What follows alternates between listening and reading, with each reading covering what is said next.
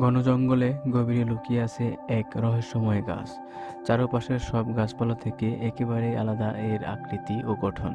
দূর থেকে দেখলে মনে হয় যেন প্রকৃতির কোনো এক অদ্ভুত শিল্পকর্ম দাঁড়িয়ে আছে নীরবে।